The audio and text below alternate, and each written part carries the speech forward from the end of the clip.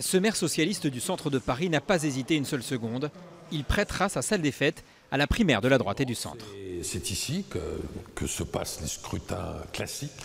Un geste démocratique pour cet élu qui avait déjà ouvert sa mairie lors de la primaire de gauche en 2011. Il est tout à fait normal, même si ce n'est pas mon bord politique, que moi j'ouvre les portes de la mairie. Lui n'ira pas voter à la primaire de la droite, mais nombreux sont les socialistes qui pensent se déplacer en novembre prochain. Rares sont ceux qui acceptent d'en parler face à la caméra, mais pour tous, l'enjeu de ce vote est clair. Je signerai une charte, mais de toute façon, toutes les manœuvres sont bonnes pour empêcher celui qui aime les Gaulois, là. Donc c'est un vote contre ?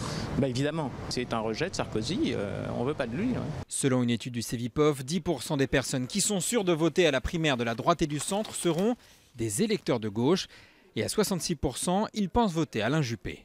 Parmi les 4 grands ténors de cette primaire, Alain Juppé et indirectement Bruno Le Maire sont en mesure d'aller capter une partie de cet électorat à gauche. Des intrus de gauche réalistes qui savent que le candidat de la droite a toutes les chances d'être le mieux placé pour accéder à l'Élysée.